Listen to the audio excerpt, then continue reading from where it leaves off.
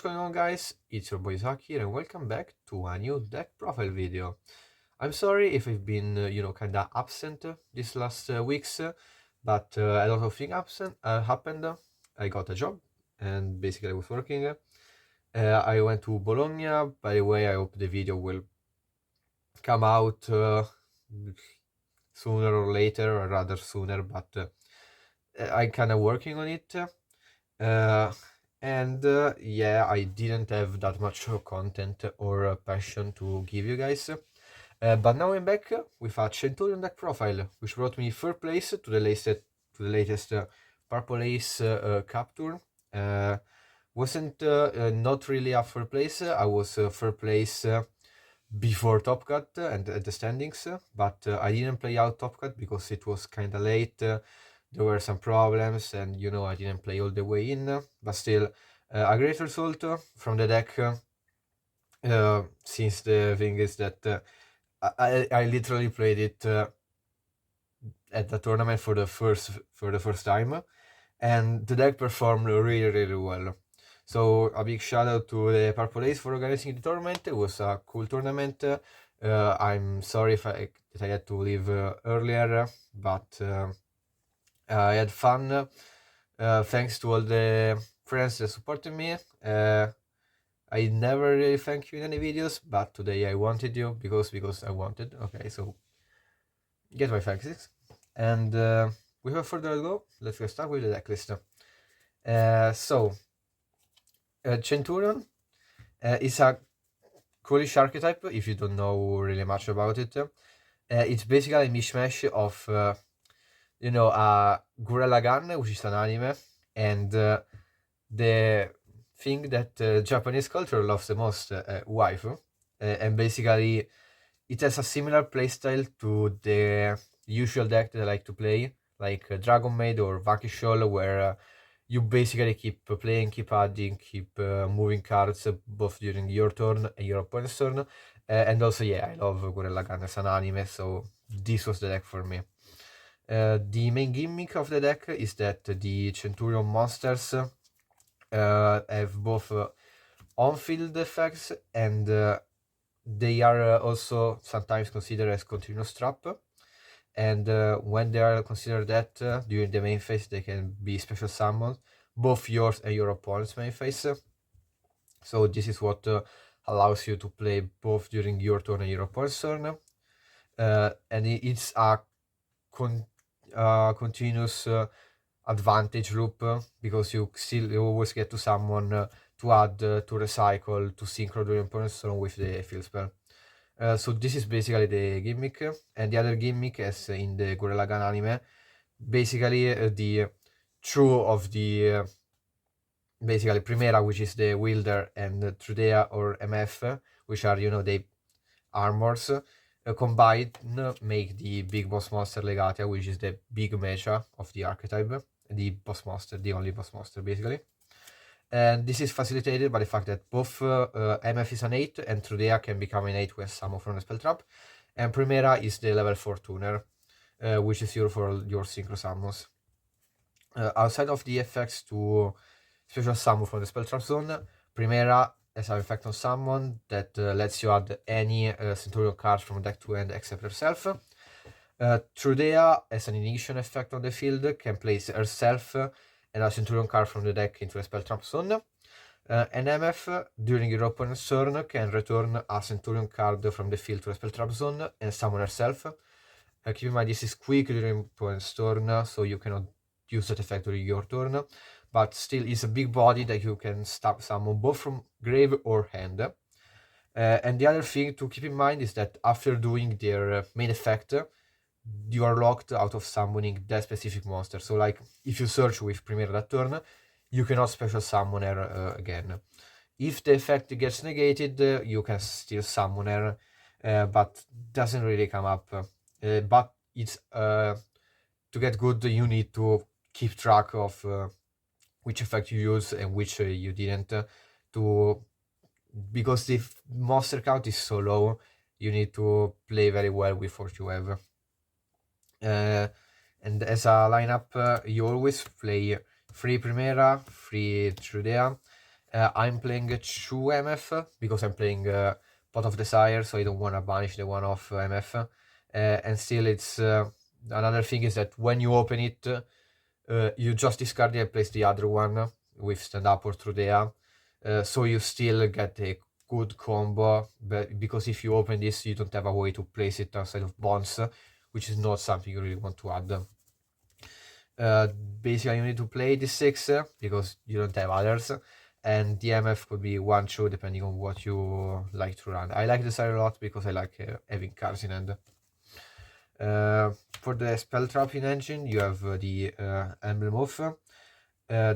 Yeah, shout out to all the archetypal cards that are not named after the archetype because they would be too broken, aka Stake Your Soul or Abomination's Prison that I know, because this is a Centurion card that doesn't name Centurion, so you cannot add it off of your Primera, but it's very, very good. As a quick effect, you can either place a Centurion monster from your deck to your spell trap zone, or set a spell trap Centurion from your deck. Keep in mind that if you place a Centurion monster, you're locked out of the extra deck, except Centurion monster, until that card is face up on the field. Not really that much important because basically always the first action is summoning the Legatia, but still just you kind of need to keep it in mind. And then 3 of the field spell and 1 terraforming because of consistency. During the turn it's activated, it lets you discard a card to place no, not discard, send a card from your hand to the grave. I learned that in the final because I couldn't do this on the shifter, unlucky. So yeah, basically lets you send a card from your to the field to place a Centurion monster in your spell trap zone during the turn it's activated. And then as other effects, it cannot be destroyed by card effects while you control a monster card Centurion, so also if you have a spell trap Centurion monster, this cannot be destroyed. And when a monster is special summoned, it lets you synchro summon as a quick F during both your turn and your opponent's turn, once per turn. So this is your main way in which you are going to interrupt your opponent's board. Also, another thing that I didn't mention is that Primera has an effect when in the spell trap zone, which basically makes every level 5 or higher Centurion monster on the field indestructible by card effects as long as she is in the face up spell trap zone. So yeah, good effect, which you need to keep in mind because breaking a Centurion board is like playing the little chirurgeon, because you are doing basically a surgery to remove the right ones before and then afterwards, because if you mess up one interaction, you're not going to remove the rest of them. As the last engine cards, I play 1 Bonds and 1 Phalanx.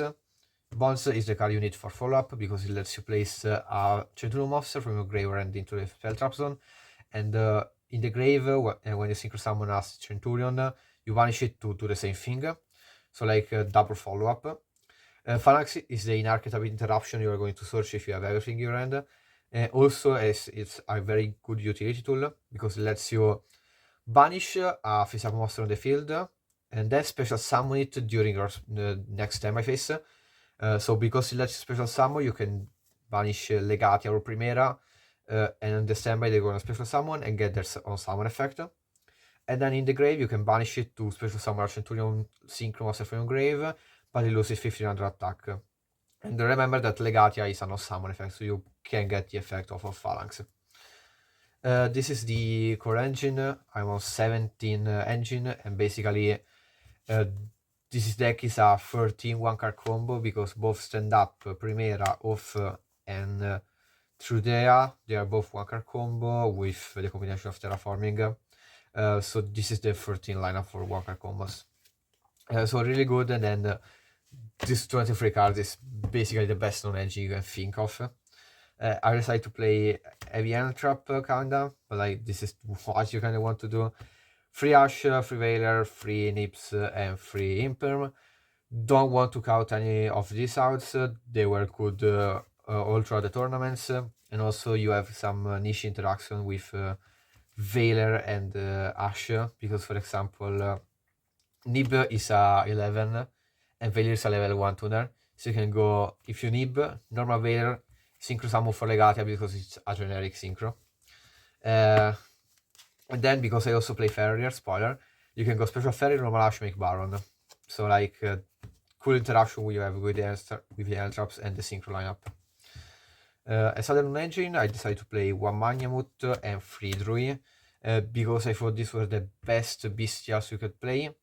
A thing I learned is that the field spell stand up doesn't locks you into using only Centur-ion monster for the synchro summon.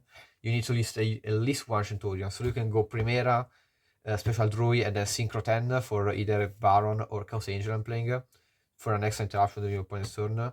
So the combination of Druid turn plus Trudeau Primera was the best one, and Magnamut is just a way to search Druid Storm, and it's a good way to make Baron turn 1 before you play your combo, so really, really good one. And then, yeah, I'm playing the Free Fairy in the main deck. One thing about the deck is that it doesn't really lose to Nib, and Farrier is the 5th summon you do during your combo, but like most people will side out Nib in the deck because it's not very, very good.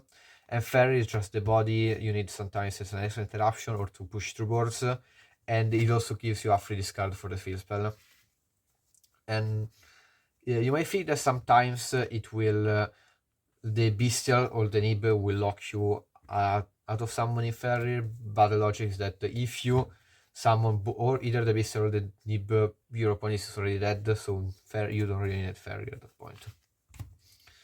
The last one engine, I'm playing 1 Collet because I want the combo to go through, 1 Talent because it didn't feel like run through and came up not very often, but like was cool. And then the Extra Desire for extra consistency, and because I like having cards in hand. Initially, I tried Prosperity out of a suggestion from my friend, but I didn't really like it because it goes with Legatia, because Legatia needs to draw 2 pop cards, and going second, Legatia is the only card in engine you have to push through boards, so I didn't want to ruin that. And I also really like having cards in hand, and with this many on engine, you can afford to banish 10 cards. So a well-rounded 40 card main deck. I will test a little bit more with a bigger bestial package because you can do some good interaction, because Lubellion is an 8, Primera is a 4, you can go Legata very easily, and some other things like that, but I need more testing for that. For this tournament I went blind with a list that I beat the day before, and it performed very well. Then for the extra deck, I'm playing True Legata. This is the boss monster of the archetype. It is generic level 12 synchro, so you can play everywhere basically. On summon, it lets you draw a card, and then as a optional effect, it destroys the monster on your opponent's field with the highest attack. It cannot. It makes you as a continuous effect that lets choose 1000 or less attack monster on your field be unable to be destroyed by battle. So basically, if you go for Little Knight, then you have this on the field. Your opponent cannot run over Little Knight. Cool interaction. And also the fact that Phalanx, the trap, when special summon from grave, reduces its attack of 15. It will become a 2000 attack, and it will be destructible battle by its own effect. And as a last effect, in the end phase, it will place a Centur-ion monster from your grave into a spell trap zone. So this is good for the 1 turn setup, for the first turn setup and the follow-up combo. Then yeah, I'm playing the Crimson Dragon with Calamity and plays Harvest Targets. Yeah, I know, lame Calamity, boo. I'll tell you one thing. I summoned this once in 6 rounds. Yeah, this package is there only to scare my opponent, because basically for the rest of the deck I played Farrier, Bestial Control, and Trap, and won the tournament like that, and Legatia. So these are good, they are needed, because yeah, they are needed, but they don't do all the work as people might think they do. Then as Extra Synchro, I play 1 Baron and 1 Chaos Angel. both very, very, very good cards to play with the Bestial engine, because you can do it for basically free. And Barrow is an extra negate for your turn if you start with Monument and Primera and Extenders. And Chaos Angel is a extra interruption in your opponent's turn, because you can make it with Primera and Bestial, and it will be immune and indestructible of the battle. And another cool interaction is the effect to banish is on summon. So yeah, you can summon it, effect, Phalanx, banish it, and then in the end it will special summon itself back and get the effect again. So really, really cool interaction I get with Chaos Angel.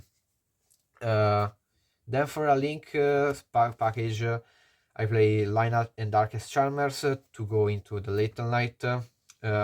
I play both because you are in a situation where you have Primera or Nimble on the field, and some situation where you have Bestial or Troya on the field. So like both were useful, also because I was running Serene.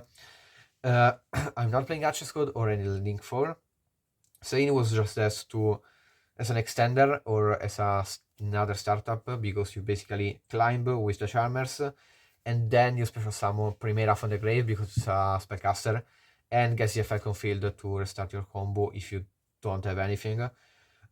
Came up once and won me the game, so like never cutting this. And then a Link 4 also, after Selene you just go Lethal Knight, and Lethal Knight is just a better Link 4, so you don't need an extra Link in this. And then a 6 package, one Dweller, one Baguska, because both Trudia and Primera are 4, so you can do it very easily.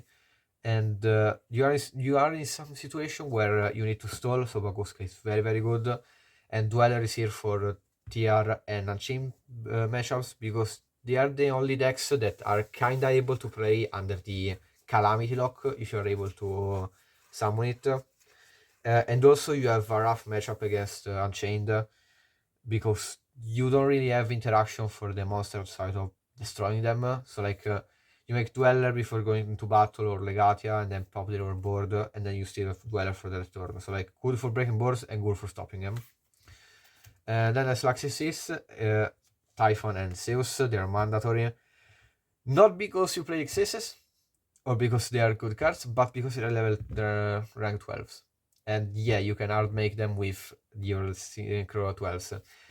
Came up once, but I was too stupid and sleepy to do them, basically in the final against Kashira. If I basically went Legatia, Punch Farrier, and then play main fetch through. If I had only summoned Trudea and Punch over Shangri-La, with the words of Shangri, I could have make Typhon with the true Legatia summon.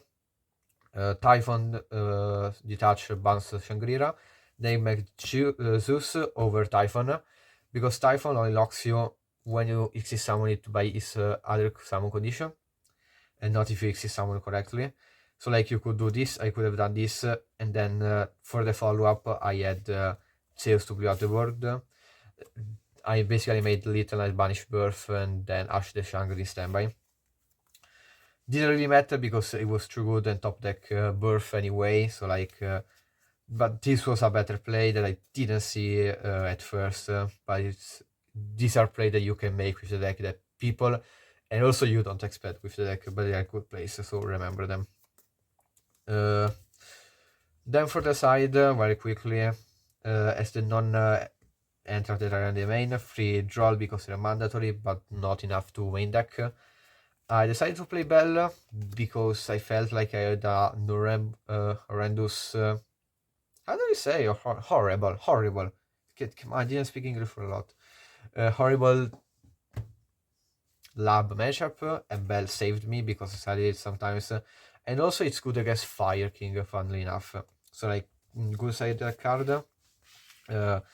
Don't think I wanna cut it, but yeah, I will put some more force into it. The side was just a mishmash of cards I felt like they were useful in the meta.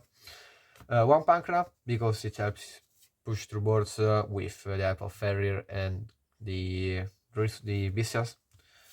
3 Spellbounds. The logic was that I wanted something for Purely that weren't the books, because I don't really like books, and also that it was good going first. And this card saved me quite a few times.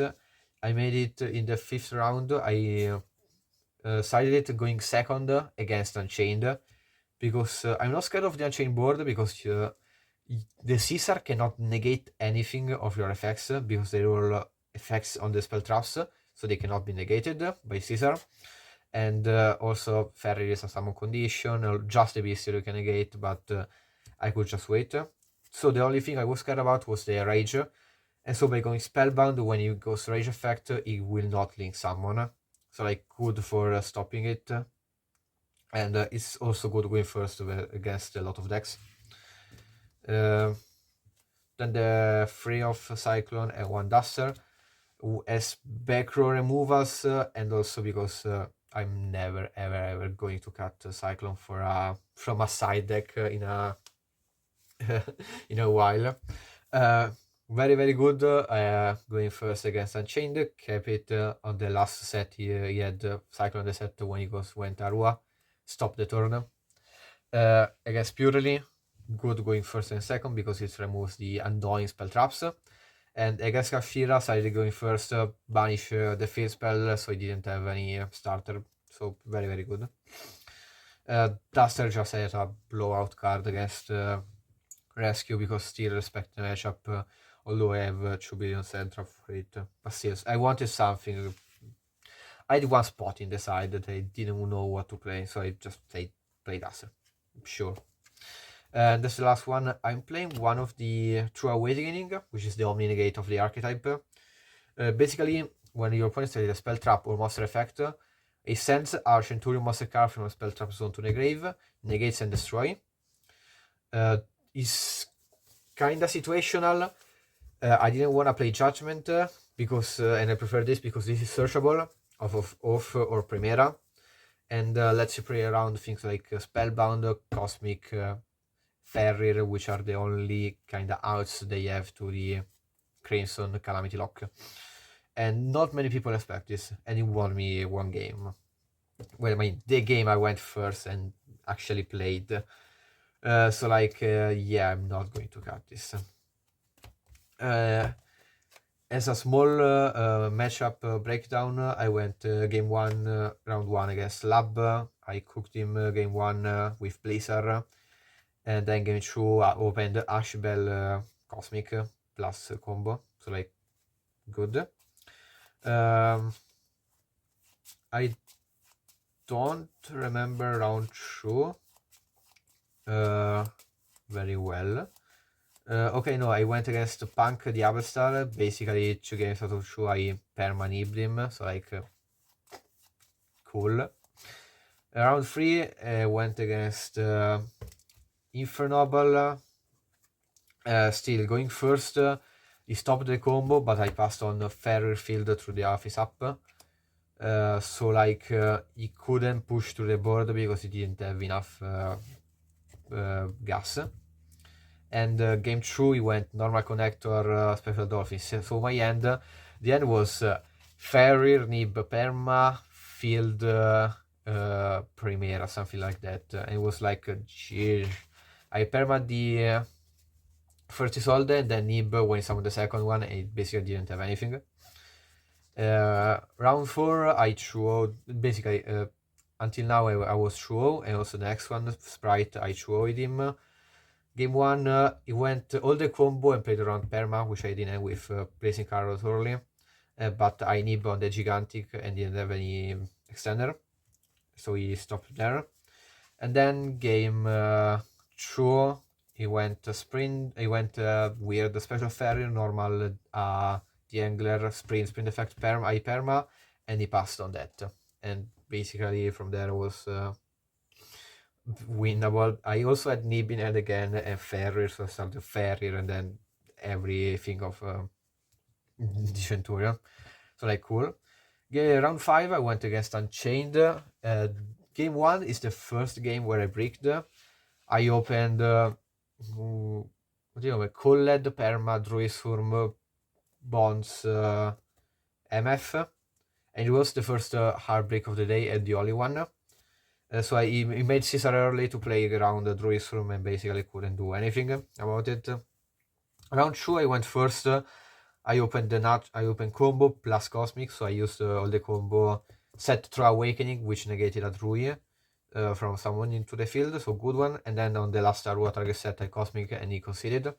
And then game 3, we both bricked. I break on all engine with double Primera, Trudea, MF field in hand, and he breaked on the all non-engine basically. So it was a back and forth, but the grind game for Centur-ion is too good, and Unchained couldn't keep up, so I won also that. And in the finals against Kashtira, I got Shifter game 1 and 3, and basically can't do much under Shifter if you don't open the right names. And top 8, I didn't play it, but still, I didn't know if I could have won more. But very, very happy with the deck results. So this is it, guys. Hope you enjoyed it. I hope I will do some other videos next. I still want to keep the channel somehow alive, but didn't have that many content or time to do some. So hope you like this deck list. Remember to subscribe, leave a like, leave a comment, and suggestion on what decks you want to see next, or some changes you want to clarify on the deck list. Also, if you want, I could make a video tutorial because it's kind of simple, but there are some lines that maybe people don't see. And also, it was the first time for me to explore the deck yesterday, and I saw a lot of lines that the deck could take. And thank you all, guys. See you next time. Bye.